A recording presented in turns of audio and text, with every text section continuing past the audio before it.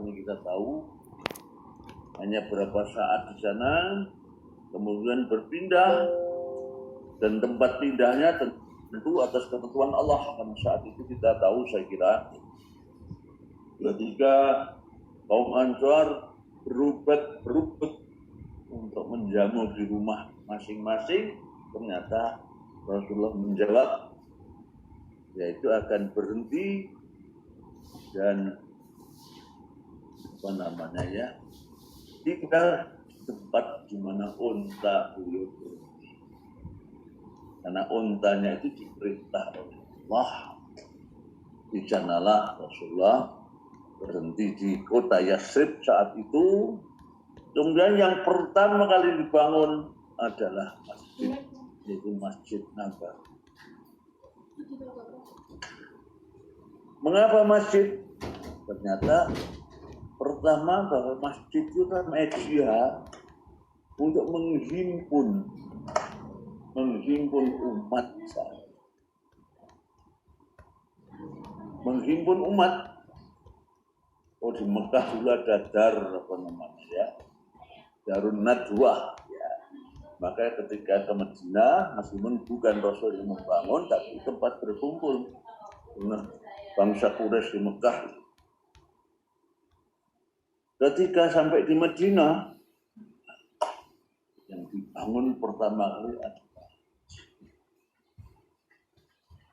yaitu untuk berkumpul. Berkumpulnya untuk apa? Untuk segalanya. Ini masjid sebagai pusat atau cikal bakal tempat pendidikan peradaban umat. Ya. Awalnya masjid tentu sangat sederhana, tapi di sana juga ada pasar dan lain sebagainya. Bahkan ketika sudah terjadi perang, setelah kira-kira 15 tahun, hanya menerima ejekan bahkan ancaman yang luar biasa, baru dibolehkan mempertahankan diri, dan masjid menjadi rumah sakit, menjadi markas ya, pendidikan, pengajaran, bahkan juga tempat bergeraknya pasukan Rasulullah ya, ke perang Badar maupun perang Uhud dan lain-lain. Korban perang juga dirawat di sana. Sehingga dari sana sudah muncul benih-benih masjid dalam arti yang sangat luas. Pusat peradaban, pusat pendidikan, pusat pelayanan, dan lain sebagainya. Ya.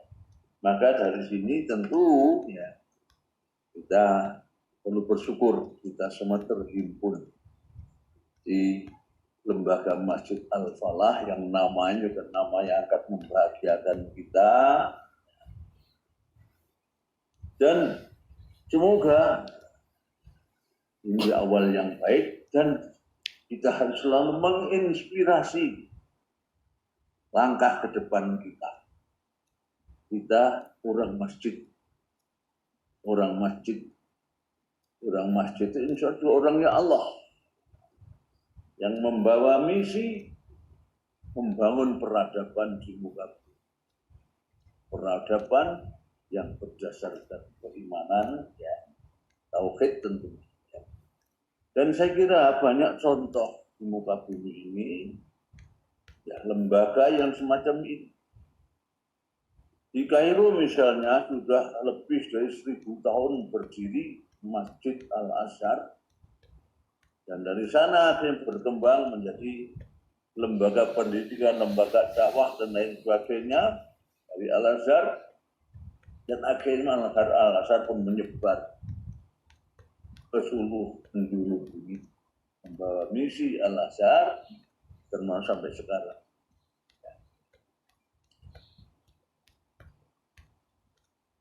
Sekarang juga muncul universitas yang saya kira kita tahu ya, dalam segala disiplin ilmu diajarkan di sana. Dulu mungkin hanya masalah pendidikan agama, tapi hari ini sudah seluruh disiplin itu ada di Universitas Al-Azhar. Kita juga mengikuti itu. Buya Hamka mendirikan masjid di Jakarta dengan nama Al-Azhar ketika beliau menerima kunjungan Syekh Al-Azhar. Dan akhirnya juga kita lihat Al-Azhar bukan hanya tempat ibadah, tapi tempat segala kegiatan termasuk pendidikan yang sekarang sampai perguruan tinggi, juga pusat atau lembaga sosial, dan bermacam kegiatan yang dibutuhkan. Tidak lupa juga ternyata otak khilaf yang namanya Cambridge itu, ya, di Inggris itu juga berangkat tempat ibadah. Cikal bakalnya itu juga gereja. Sekarang menjadi terkenal demikian rupa. Bahkan kalau nggak khilaf, yang di Amerika yang melahirkan ekonom tingkat kaliber dunia itu, Berkeley kalau bahasa namanya itu, ya, itu juga berangkatnya dari gereja.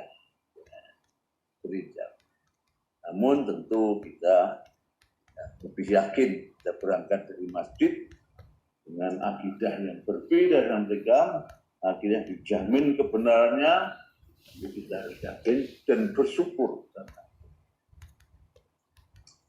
Berikutnya, ya, lembaga pendidikan. Kita tentu mengenal pendidikan, juga mengenal pengajaran. Kita cuma mengenal istilah guru dan pendidik. Kita semua, saya kira kalau nggak salah sekitar 200 katanya yang ikut acara ini dalam ada pembinaan pegawai lembaga Al-Falah. Patut kita syukuri, kita semua dikumpulkan di sini lembaga pendidikan. Yang sebenarnya pendidikan itu misi utama dan terutama seluruh nabi dan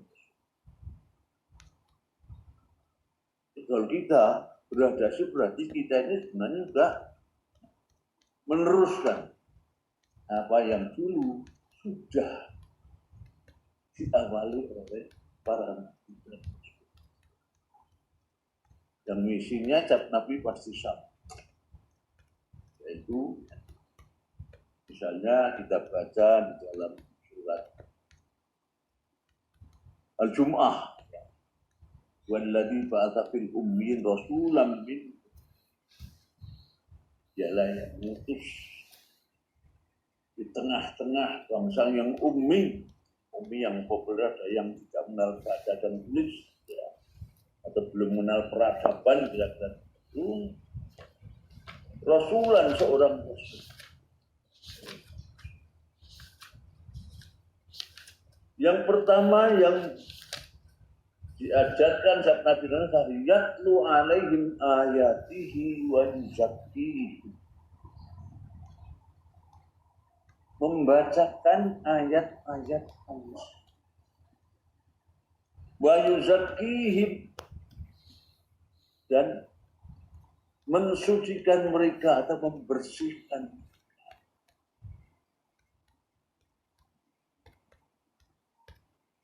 Yang dilakukan meyatluin ayat apa ini dibaca kemudian betul. Apalagi Nabi Muhammad, kita tahu bahwa Nabi Muhammad diutus dalam kondisi yang tidak mengenal baca dan tulis, yaitu ummi.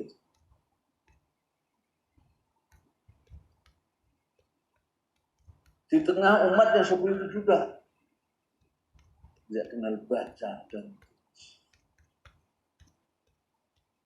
Kemudian misi perlihat itu alim ayat, membaca ayat-ayat kami. tidak kenal baca dan tulis kok membacakan ayat-ayat. Ayat apa itu?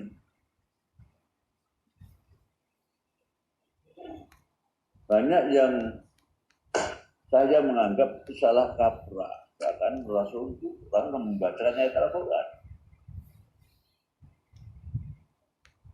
Saya tidak yakin. Karena Rasulullah betul-betul tidak kenal baca dan tulis. Sehingga yang dibaca tentu bukan ayat yang tertulis, tapi ayat-ayat yang nyata ada di jagat. Yang ini semuanya merupakan bukti nyata akan adanya zat yang maha kuasa, maha pencipta, maha penata jagat raya. Ada matahari, ada bulan, ada bintang. Di darat ada gunung, ada pepohonan, ada sungai, ada laut. Dan itu semua pasti ada penciptanya. Dan juga tidak hanya mencipta, tapi juga merawatnya, menjaganya, menatanya sedemikian rupa. Sehingga terjadilah apa istilah dengan istilah ekosistem, karena ditata, dijaga. Ada takaran, ada timbangannya. Takarannya berubah, akan membawa akibat yang negatif, bencana dan lain sebagainya. Tentu yang dibacakan tadi adalah itu. Sehingga kalau kita mewarisi misinya Pangeran Rasul, saya kira misi utama kita adalah sehingga kepada anak-anak yang belum bisa baca tulis, saya kira bisa menerima bacaan tentang jagat raya termasuk dalam diri kita. Berikutnya setelah mengenalkan itu atau membacakan ayat-ayat jagat raya atau Pak Purwanto di ayat menyebut ayat semesta. Berikutnya wa yuzakkihim. Ini lebih mantapkan daripada mengenal ayat tadi dan pencipta ayat penjaga kepenatanya yaitu Rabbul Alamin. Berikutnya zakihim, mensucikan mereka. Mensucikan dari apa ini?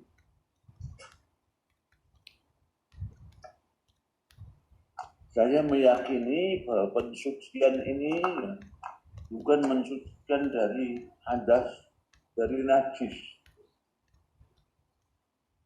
Belum masuk ke sana. Ya, yang kedua mensucikan pikiran dan jiwa kita dari menganggap ada dewa, ada penguasa selain Allah. Jadi pertama tadi melihat rububiyahnya Allah yang pertama itu, membacakan dan mengenalkan rububiyah Allah. Karena rububiyah itu indrawi. Di setiap yang kita di alam ini tidak lepas dari rububiyah. Di perbuatan Allah yang bermanfaat buat kita semua itu rububiyah. Jadi setelah itu nanti kita akan sampai dalam kesimpulan induktif bahwa semuanya tadi itu ada penciptanya, ada penjaga, ada penata. Karena sangat dahsyatnya ciptaannya, menjaganya, bahkan penduduk bumi ini sampai belum mampu menjaga dan menata alam ini. Kita di Indonesia misalnya, penduduk lebih dari 150 juta konon. Tapi menjaga, menata alam kita saja tidak mampu. Apalagi mencipta. Menjaga atau memeliharanya, menatanya. kalau tadi pencipta dan menata segala halnya, maka tentu dari situ yang pasti penjaganya sangat luar biasa, sangat dahsyat, dan tidak ada duanya, yaitu Allah Subhanahu. Jadi, ya. Kemudian tadi berzakihi mensucikan dari penyembahan atau penuhanan kepada yang selain Allah Subhanahu wa Ta'ala. Dan saya kira inilah dasar yang paling pokok dalam membangun peradaban umat manusia. Mengenal Allah, kemudian baru mempertuhankan. Dan yang paling pokok dan paling penting dalam kehidupan ini adalah mengenal Allah, dan setelah kenal maka selalu mengingatnya. Dan penyakit yang paling dahsyat di muka bumi itu kebalikannya. Allah menyebut dzikrullahi akbar, selalu mengenal dan mengingat Allah yang paling akbar, paling menentukan segala-galanya. Kemudian penyakit yang paling fatal yang buat manusia bukan lagi sebagai khalifatullah, wakilnya Allah di bumi, yaitu lupa Allah. Kalau tapi kalau nasullah, sebab kalau lupa Allah itu pasti akan jadi lupa diri. Kalau udah lupa diri, pasti akan mengarah kepada hal-hal yang justru akan membuat manusia terhina dan tersinakan.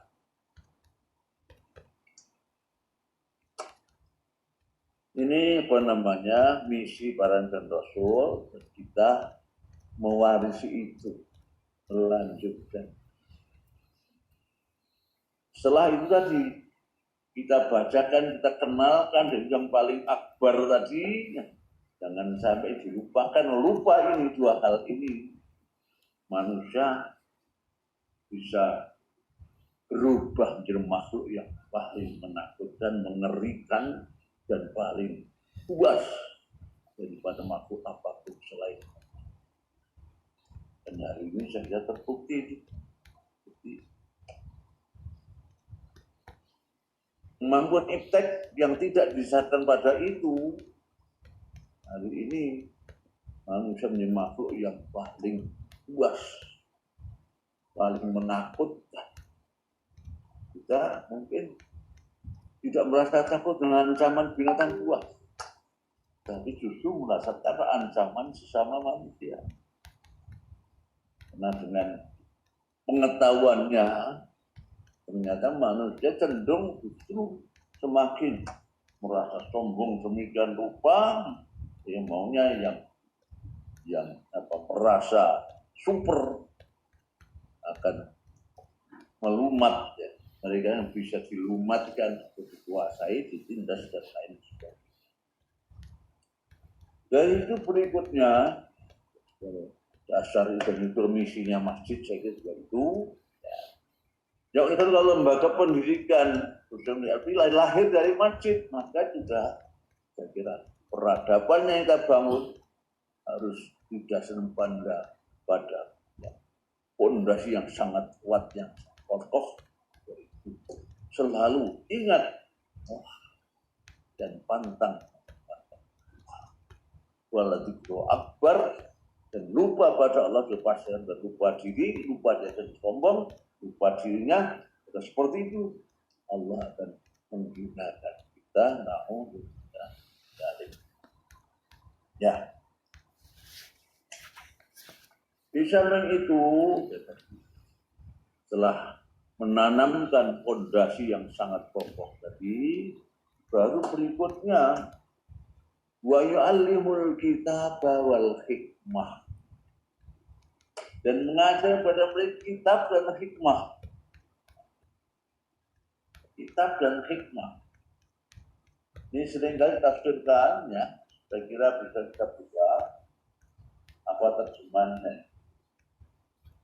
Kitab ini tentu kitab suci, bagi kita tentang Al-Quran.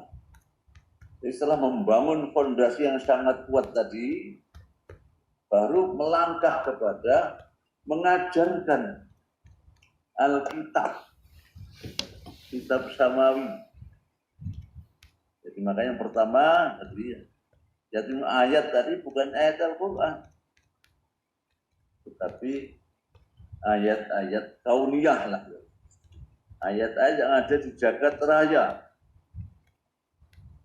Jadi misalnya di dalam surat 62 Al-Jum'ah, saya ingin baca terjemahan kita ya. Saya belum ngecek. Waladzi ba'atsa fil ummiyyin, lihat kacamata dulu. Dialah yang mengutus seorang rasul kepada kaum yang buta huruf dari kalangan mereka sendiri, yang membaca kepada mereka ayat-ayatnya. Nah, ayatnya nggak ada penjelasan. Mensucikan jiwa mereka dan mengajarkan kepada mereka kitab dan hikmah. Hikmah ini sunnah. Tapi tidak ada penjelasan tadi. Ayat itu apa yang dimaksud? Saya meyakini itu ayat-ayat kauniyah dulu. Dan itu nyata, indrawi, mudah dikenal. Kemudian mensucikan tadi dirinya dari kemusyrikan dan penyembahan selain Allah. Baru setelah itu mengajarkan kitab. Kitab itu tentu panduan hidup kita. Jadi setelah dibangun fondasi yang kokoh, ya itu tadi tauhid, baru mengajarkan kitab dan hikmah. Hikmah itu asal makna sebenarnya dari hakamah, itu menahan.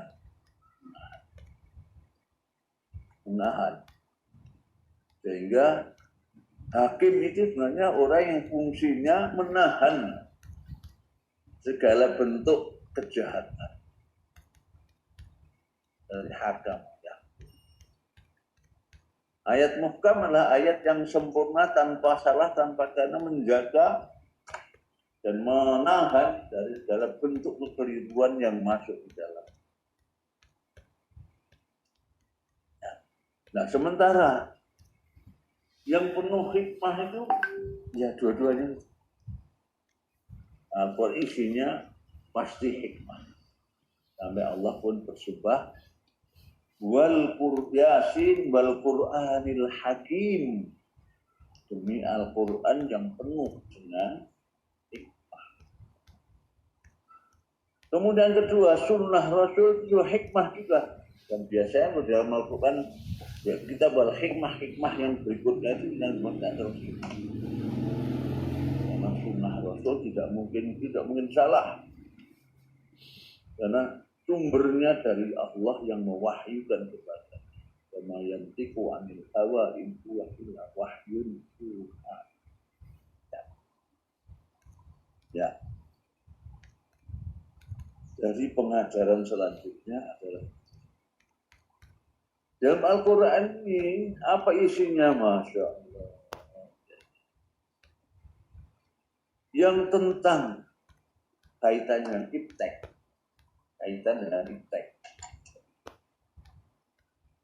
Itu Al-Quran memang tidak memberikan rincian. Hanya petunjuk umum. Jadi kaidan yang bersifat sangat mendasar saja, yaitu apa?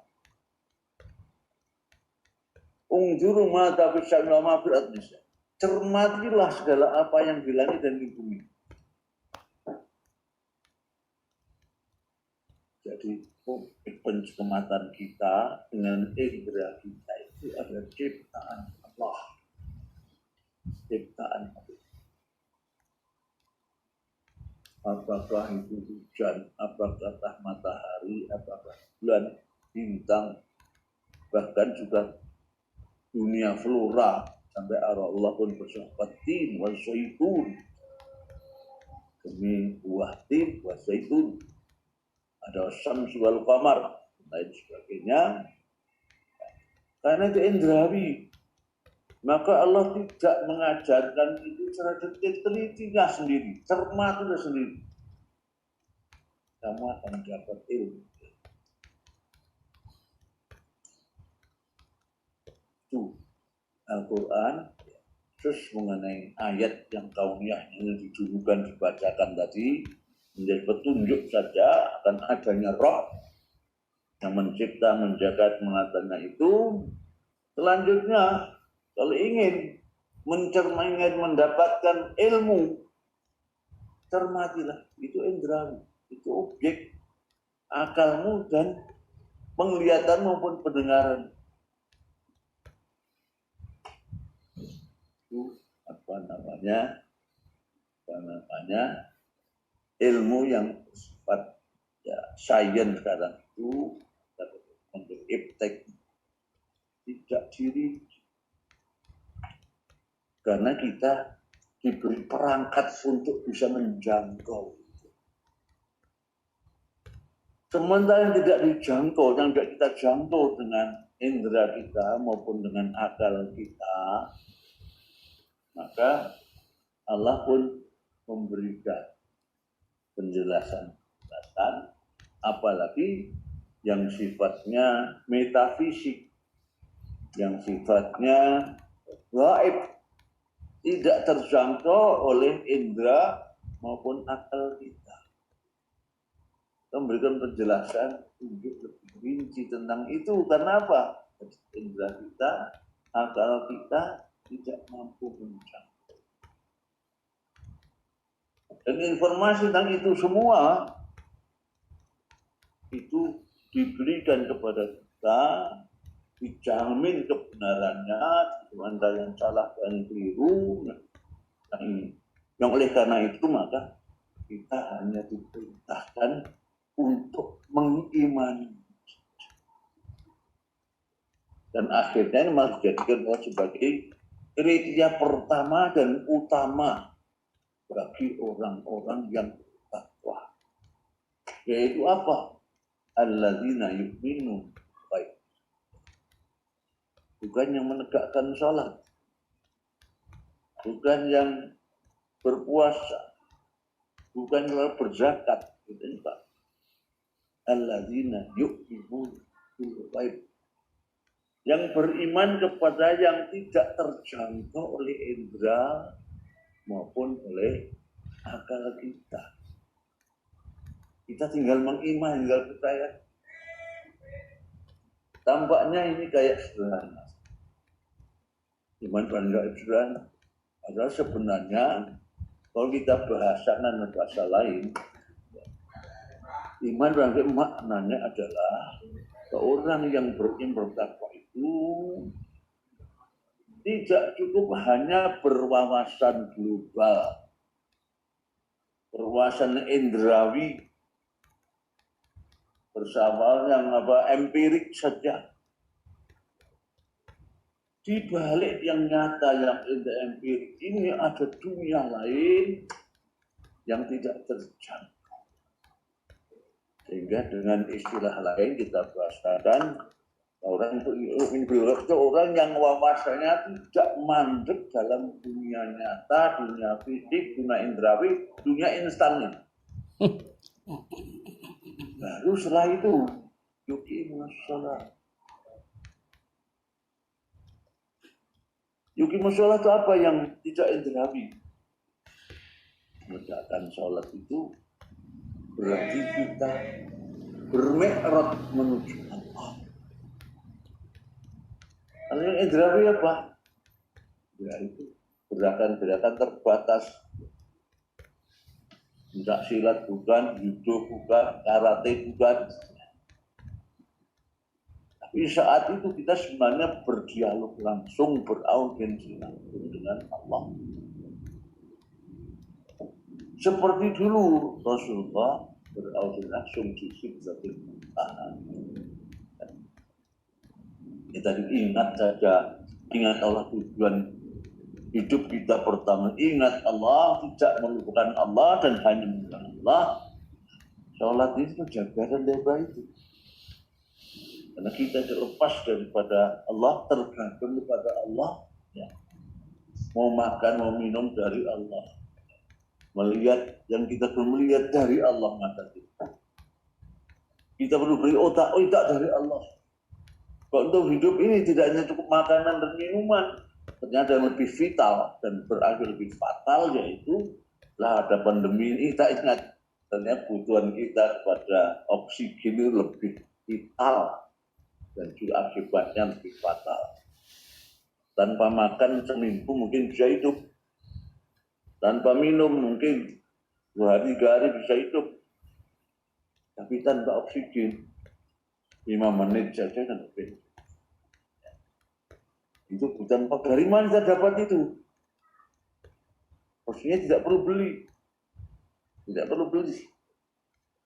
Allah sudah menyiapkan.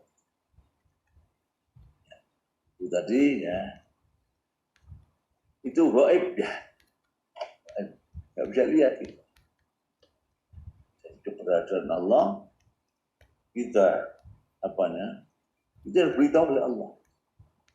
Kemudian nanti ada alam-alam kubur misalnya, apa di sana? Apa bisa disurvei, bisa teliti? Tidak mungkin. Apalagi alam akhir. Kemudian dengan sholat, dengan sedekah, ternyata sholat itu ada dengan Allah. Kalau kita dekat dengan Allah, pasti kita akan tentu diberi kenikmatan. Ya, tidak hanya yang sekarang, yang dipikir lebih daripada itu. Tidak akan pernah mengalami rasa stres, gelisah, frustrasi, tidak kenal. Tidak akan menjadi orang yang meminta-minta. Karena kita sudah diberikan modal yang jauh lebih mahal daripada dunia bisa seluruh isinya. Dan pantang itu. Kemudian berikutnya infak. Infak itu lahiriahnya nyata. Mengeluarkan duit. Tapi dari ilmu banyak yang gaib. Yang gaib dari itu apa? Infak itu menjauhkan dari bencana, menjauhkan dari musibah, menjauhkan dari penyakit, bisa menyembuhkan penyakit, bisa menjauhkan dari ancaman api neraka.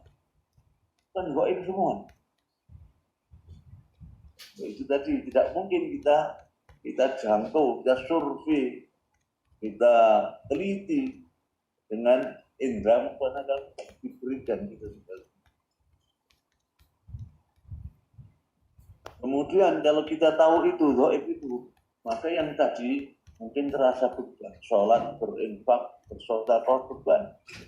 Tapi ternyata di balik yang ada beban, kalau kita tahu tentang yang gaib tadi, maka itu menjadi kebutuhan kita. Sholat kebutuhan, zakat, puasa kebutuhan, haji kebutuhan. Inilah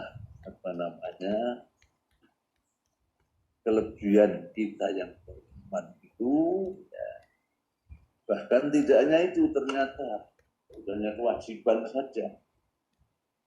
Tetapi apapun yang kita anggap asalnya sebagai beban, ternyata itu kebutuhan. Kalau kita butuh, itu masih tidak akan pernah merasa lelah, tidak akan merasa sebagai beban. Ya, dan itu semua diajarkan setelah fondasi pertama. Kita tidak percaya saja. Kaitannya dengan tadi pendidikan nanti berbeda dengan pengajaran. Tapi kalau bahasa Jawa tempat ini guru, karena orang Jawa guru itu harus bisa di buku dan ditiru, ya. Itu sebenarnya pendidik juga. Pengajar juga sebenarnya ya, pengajar.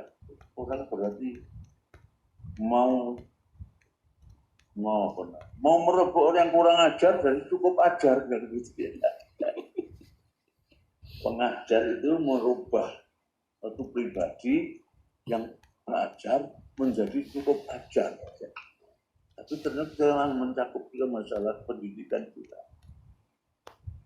Karena pendidikan tidak hanya mentransfer sains, mentransfer ilmu, pengetahuan, tapi harus menciptakan sikap perilaku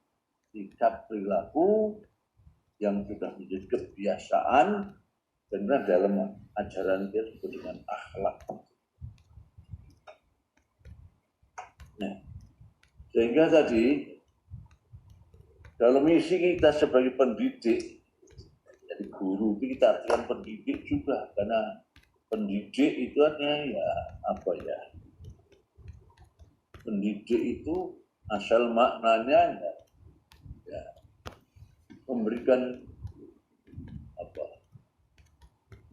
Tidak hanya pengetahuan tapi sampai kepada tingkat perilaku. Yang oleh karena maka pendidik itu di samping dia sendiri memberikan pengajaran, mentransfer ilmu pengetahuan, mentransfer ya sains atau knowledge itu, dia sendiri juga harus berperan sebagai teladan, memberikan contoh,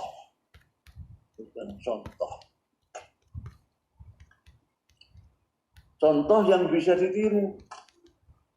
Dan jadi ditiru, apalagi tadi diajarkan pada kita Alkitab dan Sunnah. Ya. Sunnah lebih merinci daripada petunjuk Al-Quran, yang global dirinci oleh Sunnah Rasul atau hadis Rasul itu, sehingga akan tercipta tadi yang namanya peradaban yang diawali dengan pendidikan. Di dalam pendidikan ini, pendidik itu menurut Rasulullah harus pertama siap untuk menjadi pelayan. Sayyidul Qaumi Khatimul. Pendidik, para guru, dan mengatakan guru itu pendidik aja lah, bukan sekedar pengajar. Pendidik, karena pendidik akan mendidik, menanamkan sikap perilaku sehari-hari menjadi suatu kebiasaan. Sudah beban, bukan beban, itu kebiasaan. Pendidik itu seperti itu. Rasul adalah seperti itu. Supaya pendidikannya benar-benar, ini maka tidak hanya beri contoh, tapi contoh yang bisa diteladani setiap saat.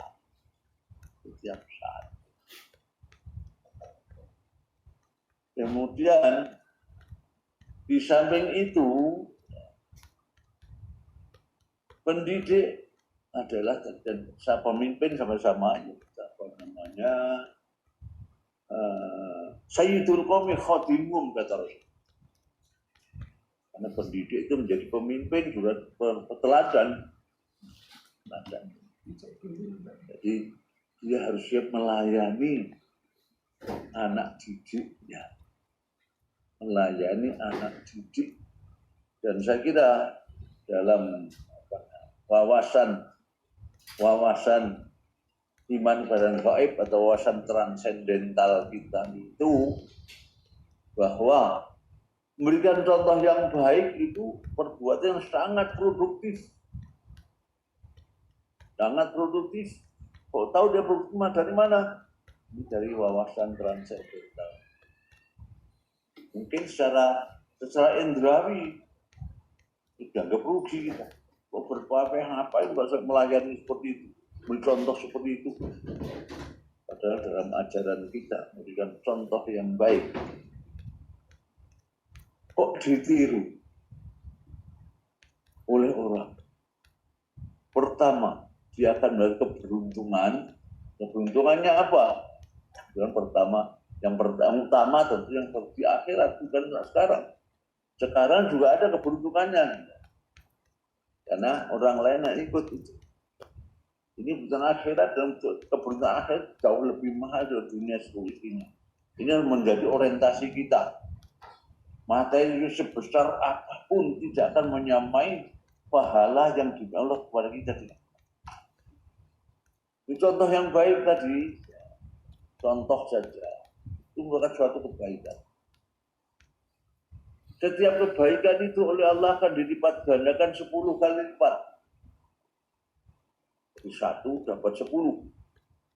Yang 1 itu menjadi 11. Kemudian itu ditiru orang lain. Kita melihat bonus lagi. Kok didikan kalian ditiru oleh murid-murid kita. Ditiru, diikuti. Apa nanti murid kita mencontohkan dari guru juga mengajarkan mencontohkan kepada muridnya lagi. Sudah menjadi cucu muridnya, buyut murid dan selanjutnya itu semuanya itu hanya akan memberi nilai kepada si pendidik pertama. Kata Rasulullah dalam hadisnya itu man sanna sunnatan hasanatan walahu ajruha, mendapat pahala sendiri yang 11 tadi minimal bisa 701 ya. Wa ajru man inda yaumil qiyamah, dan ditambahkan bonus pahala ya, sejumlah orang yang mengikuti contoh sampai hari kiamat. Jadi contoh murid kita mengikuti kita, teladan kita, menjadi guru, dia mengajar pada muridnya lagi. Sejumlah murid, cucu murid, buyut murid dan selanjutnya sampai hari kiamat, jumlahnya berapa pahalanya, sejumlah itu akan diberikan kepada pendidik pertama. Jadi karena inspirasi masjid tadi, saya harapkan pegawai kita itu orientasinya seperti itu. Orientasi seperti itu. Apalagi yang namanya majelis taklim, saya kira kan juga ini majelis taklim juga. Pengajian bahkan pendidikan itu ya, sebagai tempat jihad di jalan Allah. Ya. Karena mencari ilmu berjihad. Mengajar ilmu berarti sudah berjihad. Bahkan ini digambarkan sebagai taman-taman surga. Jadi para karyawan, pegawai semuanya, pegawai LPF, ya, yakinilah bahwa Anda sekarang ini taman-taman surga. Yang nanti akan mengantarkan falah. Ya. Mengantarkan al-falah di sana.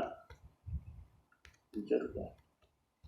Maka saya yakin betul bahwa kita berada di dalam tempat yang sangat luar biasa nilainya kalau kita bisa mensyukuri. Bisa mensyukuri itu. Ya.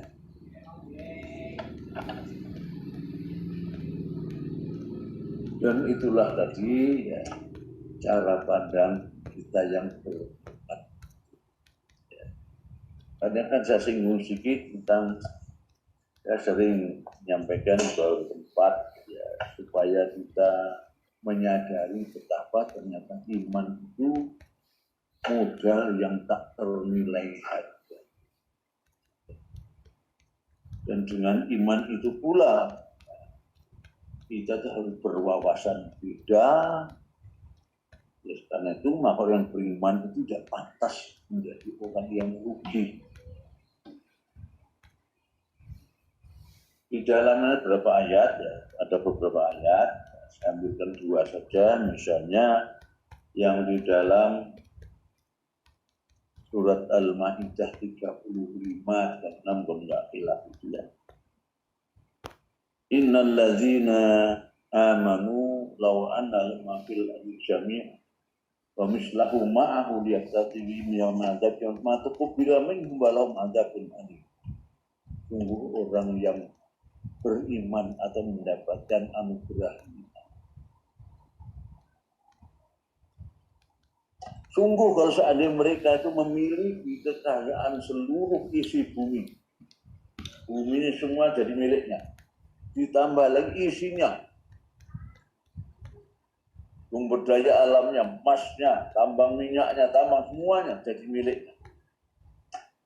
Kemudian ditambah lagi sejumlah itu, wa mislahu ma'ahu, dan dia mendapat lagi sejumlah seluruh isi bumi tadi. Kemudian itu digunakan yaftatu bin azab yaumil qiyamah. Kemudian itu digunakan mereka untuk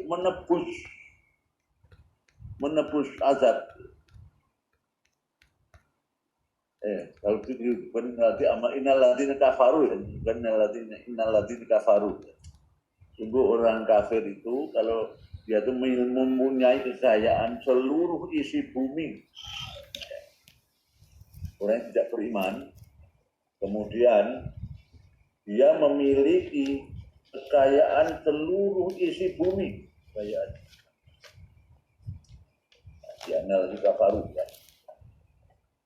Wa mislahu ma'ahu, ditambah lagi jumlah itu. Liyaftatu min azab yaumil qiyamah, kemudian itu digunakan untuk menebus iman karena belum iman tadi. Ya, menebus iman yaftatu min azab yaumil qiyamah, supaya terbebas dari azab di hari kiamat. Ma tuqbila minkum, tebusan 2 kali seluruh isi itu ya, tidak akan diterima untuk menebus. Jadi orang tidak beriman maka dapat azab kan. Dan supaya yang sama azab itu imannya yang ditebus, bukan azab yang tebus, imannya itu.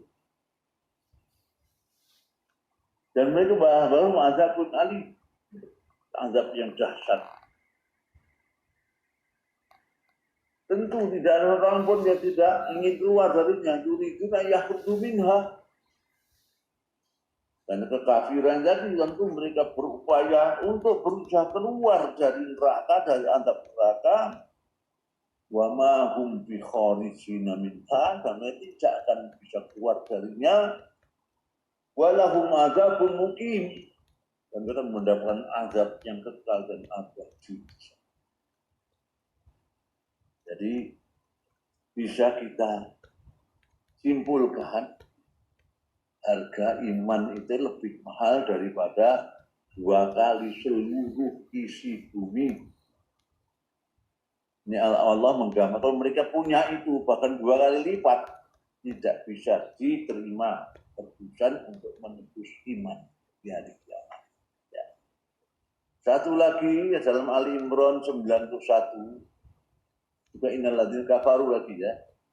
Innalladzina kafaru, sungguh orang-orang kafir, dan kafir itu seruan kafir dianggap apa namanya?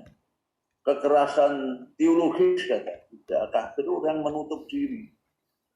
Jadi orang kafir itu orang-orang yang masih menutup dirinya atau menutup hatinya untuk menerima iman. Jadi ya ayyuhalladzina kafaru misalnya, orang-orang yang masih tertutup hatinya dari keimanan. Maknanya seperti saya sangat simpatik seruan itu, jauh dari kekerasan teologis. Ya. Menyeru ahli kitab itu sama. Tidak Yahudi Nasrani, ya ahlal kitab. Umat yang pernah melihat kitab seperti kita. Jadi sangat simpati, sangat merangkul. Innalladzina kafaru, ini ayat 91 Al-Imran. Tunggu orang-orang yang masih tertutup hatinya dari menerima iman. Wa matu wa hum kuffar. Dan mereka itu mati nanti masih dalam keadaan kafir. Falayuk falamin al-mil'ul ardi zahaban, maka tidak akan pernah diterima tebusan iman meski itu sebesar emas sepenuh bumi. Emas sepenuh bumi. Konon yang namanya bumi ini bobotnya ratusan atau ribuan miliar kilo. Ya, kilo. Sementara hari ini emas itu 1 gram harus sekitar 1 juta. Nah, bobotnya bumi berapa? Itu berubah jadi emas. Terus nilainya berapa? Semua berubah jadi emas, ya. Kemudian digunakan untuk menebus iman supaya selamat dari hari kiamat. Ya. Layyaqbala min akhimil ul-azad wala fisqadabih, meskipun mereka berusaha menebusnya itu dengan emas. Ulaika madzabun alim, akan mendapat azab yang sangat mengerikan. Wa ma lahum min nasyirin, dan bisa akan pernah mendapatkan penolong maupun pertolongan dari siapa. Jadi jasmu dari sini harga iman itu jauh lebih mahal daripada emas sepenuh bumi. Dan jari kiamat dalam hadis katakan kepada orang-orang kafir itu tawaran dari Allah seperti itu tadi. Bagaimana kalau kamu mempunyai kekayaan lagi, kemudian supaya kamu selamat dari neraka, digunakan untuk menebus itu. Mereka iya. Setiap orang pas mengatakan iya, sanggup. Padahal saya kira jangankan seorang, ya, seluruh penduduk bumi tidak akan mampu, tidak akan mampu memiliki kekayaan sepenuh bumi, apalagi 2 kalinya, ditambah lagi emas satu-satu. Negara pun tidak mungkin. Tapi anehnya orang kafir yang menanggupi. Kenapa? Tentu kan saking inginnya selamat dari azab di akhirat. Jadi maknanya dari ini kira-kira apa? Anugerah imannya itu adalah anugerah Allah, ya. Anugerah Allah jauh lebih mahal daripada 2 kali seluruh isi bumi, atau bumi ini semua menjadi emas, kemudian kita tetap lebih mahal. Yang oleh karena itu maka orang beriman adalah orang yang paling kaya. Paling kaya. Ya kalau hanya kekayaan negara misalnya, itu sangat kecil. Makanya sangat tidak layak kalau orang beriman itu masih sempat minta atau berbuat perbuatan hanya untuk memperkaya diri, padahal dia sudah jauh lebih kaya. Yang berorientasi pada kekayaan materi lain dunia, maka sebenarnya itu jauh lebih rendah dari harga iman yang diberikan kepada kita. Dan karena iman di samping mahal, ya kita punya keistimewaan itu.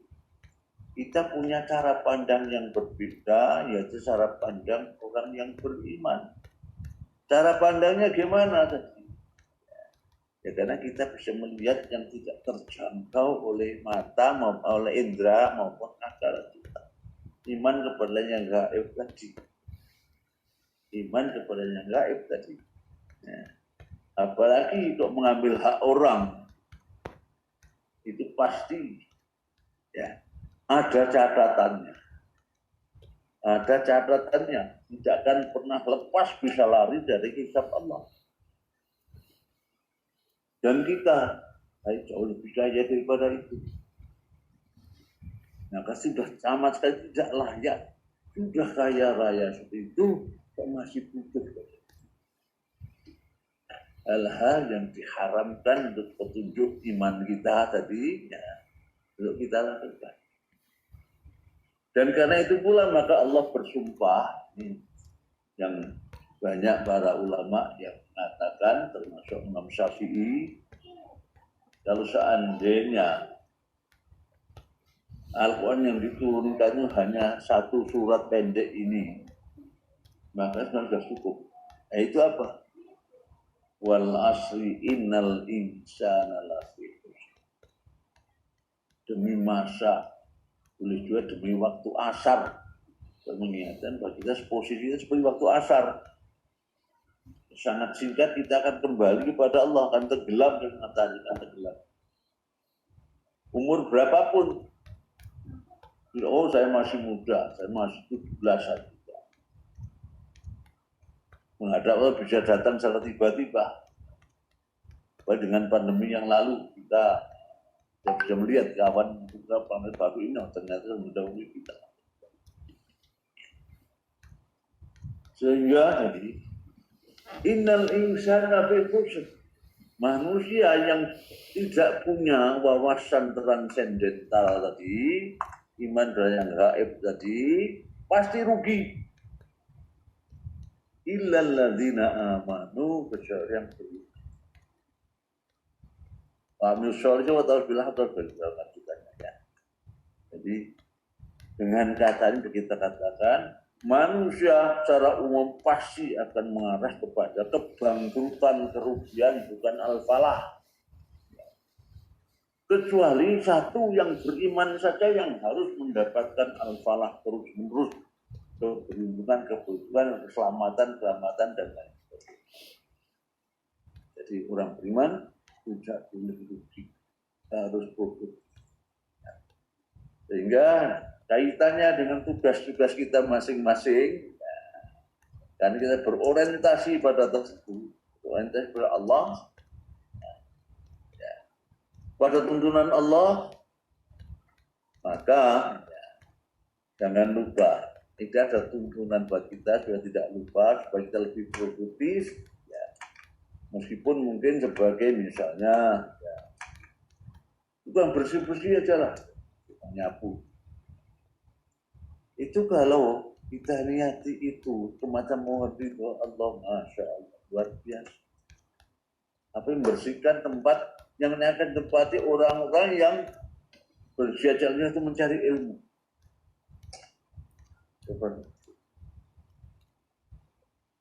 Guru, apalagi pendidik tadi, mengajarkan ilmu, Masya Allah. Tadi diikuti oleh jumlah orang pahala sampai hari kiamat, pahalanya berapa jumlahnya, ditambah pahala dia. Tanpa mengurangi yang mengikuti pahala yang mengikuti hari kiamat sampai hari kiamat. Namun juga jangan lupa memberi contoh yang tidak baik. Contoh yang contoh yang jahat, contoh yang merugikan.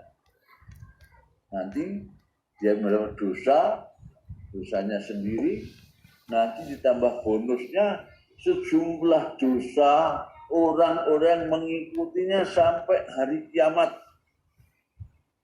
tanpa mengurangi dosa yang bersangkutan. Hanya jumlahnya berapa dengan itu. Nah Allah katakan dosa sejumlah itu kepada kita yang memberikan contoh tidak baik. Jadi keteladanan tadi dan pendidik ya, apalagi orang yang beriman tidak harus pendidik saja yang harus menjadi teladan supaya kita produktif. Dan di antara cara lain yang saya kira yang kita lupakan supaya produktif itu perbuatannya bisa sama. Kita misalnya sama-sama masuk jalan tol, sama-sama kita mengeluarkan duit untuk bayar tol. Tetapi kalau kita mendasari itu dengan niat baik lillahi ta'ala untuk merawat jalan raya, jalan tol ini kan yang akan dipakai orang banyak, maka kita tidak kehilangan yang tadi. Misalnya 100.000 bayar tol, hilang. Itu menjadi investasi kita. Dariah kita. Kalau tidak orang tidak beriman, rugi saja. punya penghasilan berkurang semua.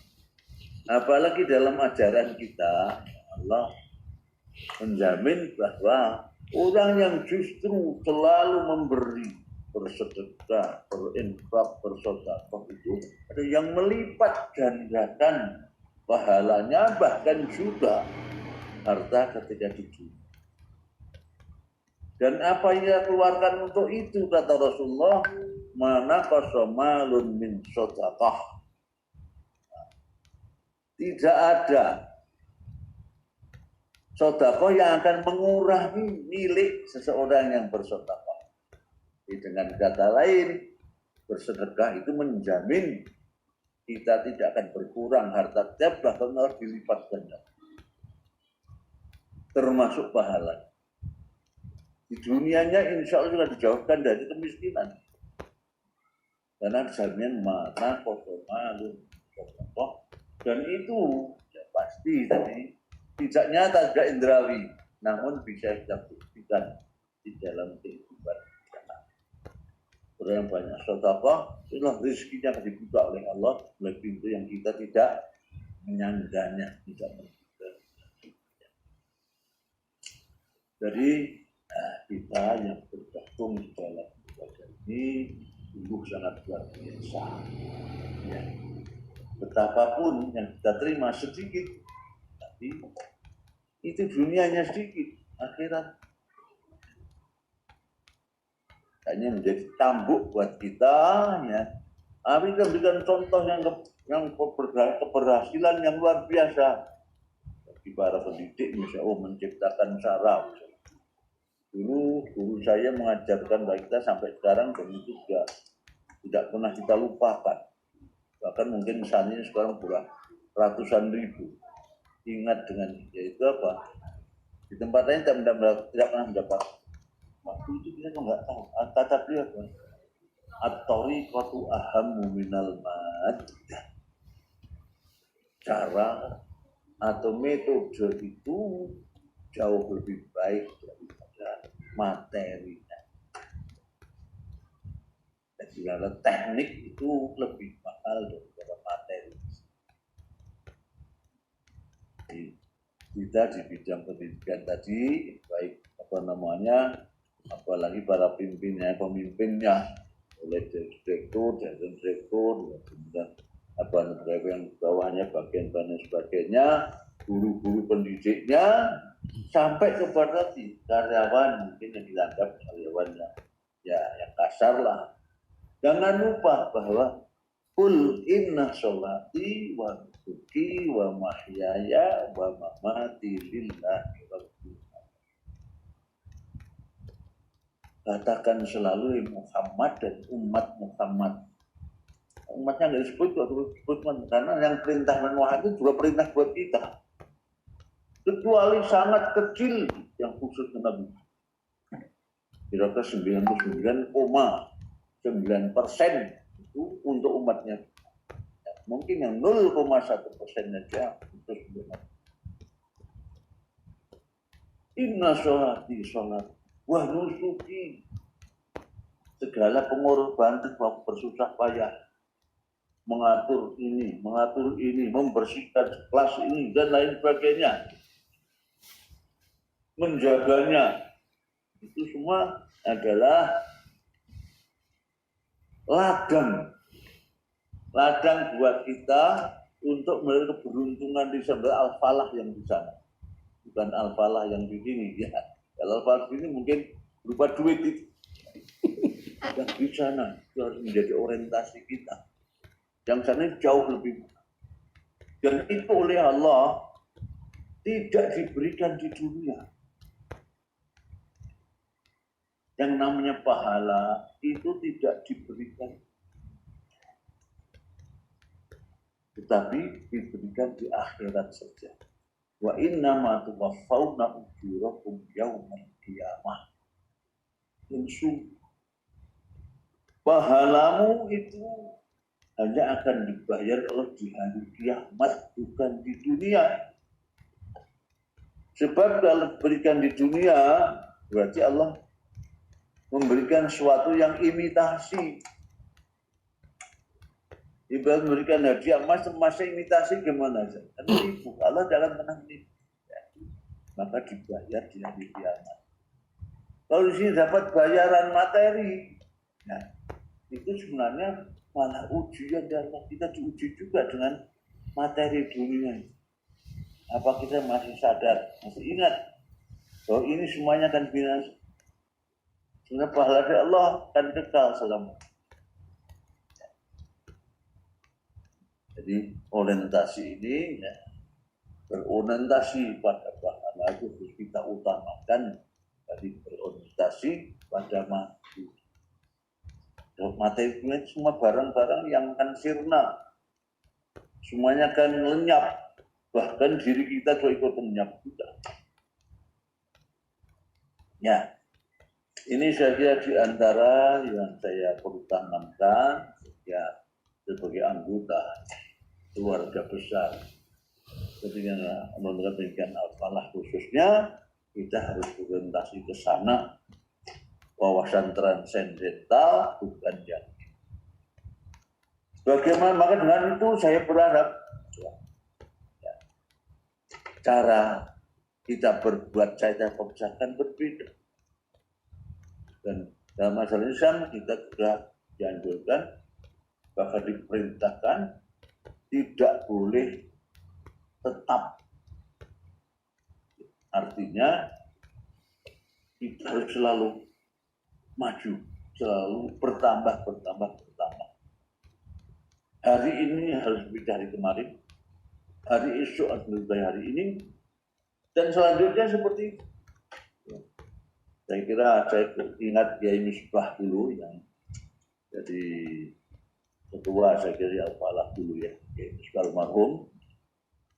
Saya lupa sampai hari ini belum ngecek betul itu hadis, tapi paling tidak kata-kata hikmah lah. Yang beliau katakan, maka nayuka amsihi fahuwa maghbun. Orang siapapun orang yang hari ini hanya sama dengan prestasi yang kemarin, itu adalah orang yang tertipu. Apalagi yang hari ini lebih jelek dari yang kemarin, fahuwa mal'un. Memang karena yang musarram min amsi bahwa mal'un, itu orang yang dapat laknat. Jadi ajaran kita itu bahwa kita harus selalu berprestasi, harus selalu besok lebih baik dari ini, lusa lebih baik lagi, dan selanjutnya tetap orientasi pada tadi. Kemudian berkaitan dengan pandemi. Bagaimana kita melihat pandemi itu dengan cara pandang tadi. Kita tahu ini hampir 2 tahun saya kira pandemi ini saya kira sangat luar biasa dan menyeluruh hampir setiap jengkal jagat raya ini tidak pernah lepas dari pandemi. Mungkin masih banyak diperdebatkan apakah ini murni datang dari Allah ataupun akibat ulah tangan manusia. Ya, orang beriman kita meyakini itu, meskipun asalnya dari tangan manusia, tapi tentu akan terjadi kecuali Allah mengizinkan itu. Wama asabum illa biiznillah. Musibah apapun yang kalian itu pasti terjadi kalau Allah mengizinkan. Dan penyebabnya apa? Dalam ayat itu tadi At-Taghabun yang tadi, yang di dalam surat Asy-Syura ayat 42 ayat 3, wa ma'nusa bima kasabat aydikum. Musibah apapun yang menimpa kalian itu hanyalah akibat dari ulah tangan. Akibat kekeliruan kezaliman. Akibatnya di dunia itu, ya, belum di akhirat. Namun demikian, kalau kita karena diberi keimanan, maka kita bisa menyadari itu.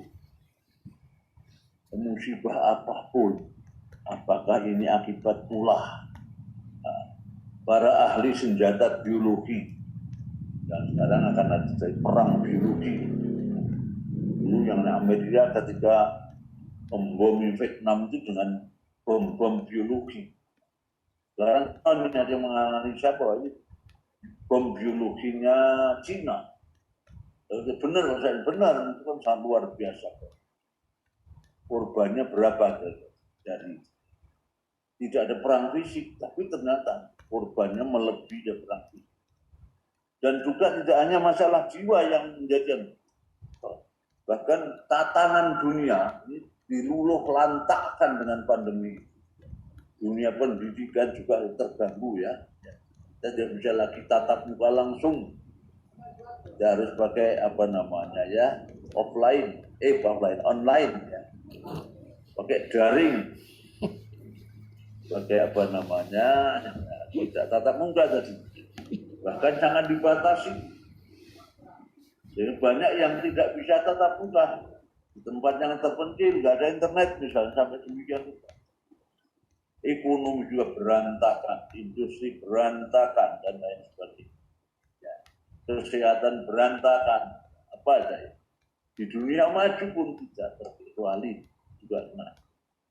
Ya.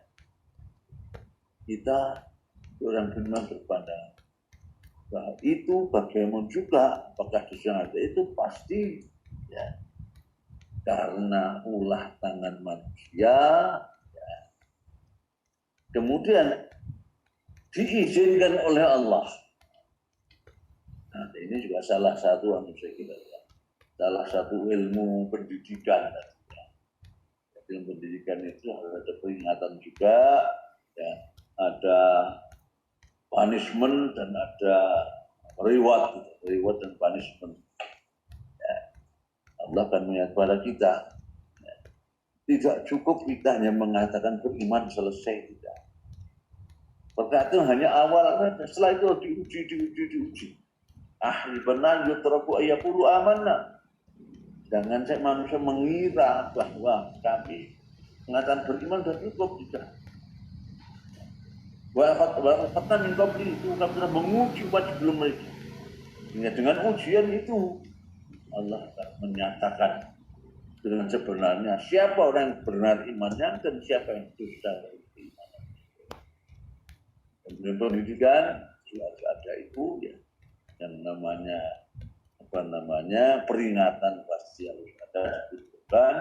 Kemudian sanksi punishment kalau memang ada pelanggaran ada sanksi, dan juga ada rewardnya yang berprestasi yang baik perlu kita berikan reward sehingga memacu yang lain juga untuk selalu berprestasi. Nah, dengan cara pandang itu tadi, musibah itu bisa kita rubah menjadi berkah. Berkahnya apa? Berkahnya adalah jadi menyadari itu berkahnya musibah yang menimpa kita atau siapapun termasuk pandemi ini akan mengurangi dan menghapuskan dosa-dosa kita. Bahkan apa yang harus meninggal, harus wafat, asal catatannya dari iman, catatan beriman, maka akan mendapatkan rahmati syahid. Sehingga sebenarnya yang namanya bencana musuh suatu pasti karena tidak mungkin tanpa ujian, dan Allah memastikan banyak tempat. Walaupun pasti akan menguji kamu, latut laun amal langsung pasti akan diuji dalam jiwamu maupun dalam harta dan lain sebagainya. Ya. Jadi meskipun mendapatkan ujian pandemi sekian banyak, kita sikapi dengan sikap yang berbeda, sikap yang cerdas, yang merubah musibah menjadi berkah. Ya, sehingga meskipun saya pernah dengar dengan metode pengajian sekarang yang tidak tatap muka, bahkan juga capaiannya mungkin tidak seperti tatap muka. Ya. Namun kita dapat hikmah yang lain tadi, ya, bisa melihat pengampunan dosa, melipat gandakan pahala dan lain sebagainya. Dan juga tadi kalau kita seperti itu, maka kita tingkatkan prestasi kita. Gimana cara untuk mencapai itu. Jadi mungkin tahun depan kita anggap misalnya masih ada. Kita punya pengalaman hampir 2 tahun dengan pandemi ini. Maka tahun depan kita sikapi dengan langkah-langkah yang meskipun masih berjalan, kita tetap produktif dan melebihi 2 tahun setelah kita lewat. Baik, saya kira ini ya, apa yang saya sampaikan kesempatan bahagiakan ini, semoga ya ada hikmahnya dan manfaat buat kita semua. Dan sekali yang merasa bangga, merasa bahagia bertemu dengan Anda sekalian semua di dalam satu payung. Payungnya ada Al-Falah, ini bagian daripadanya ya, yang lahir dari rahimnya Masjid Al-Falah, kemudian sudah mendapatkan falah nanti di dunia sudah dapat falah, di akhirat mendapatkan falah juga. Itu wallah a'lam bishawab. Akhirnya mari sama-sama berdoa kepada Allah Taala, semoga kita semua istiqomah di dalam tadi. Ya, kita harus tampil beda, tidak mengenal kerugian, karena kita punya cara. Yang cara itu lebih penting daripada materi tadi. Ya. Karena cara kita berbeda menyikapi pandemi, maka hasilnya berbeda. Cara kita mungkin dalam kondisi pengajaran juga berbeda. Akhirnya juga akan mendapatkan presentasi. Akhirnya Allah manfaatna bima alimna wa ilman nafi'an wa rizqan wasi'an mubarakan halalan thayyiban wa imanan shadiqan wa amalan maqbula wa tijaratan lan tabur ya alima ma fi sudur akhir min nur Allahumma ja'alna wa auladana wa talamidatana wa asatidatina min ahlil ba'dil khair wa tatna wa min ahli dhulmi wa ahli dhayir Allah macam-macam mubarakan mafhuma wa tafarqa maksuma Rabbana taqabbal jam'ana hadha illa bi dhabin maghfur wa amal min syahri mabrur ya hadis ya ghafur Allahumma sallim afatik mu'adzabil akhirah Allahumma aslih lana dinana alladhi wasatu amrina wa aslih lana dunyana allati fiha wa aslih akhiratana allati la ma'atuna waj'al hayata ziyadatan lana fi kulli khair wa jumatan rahmatan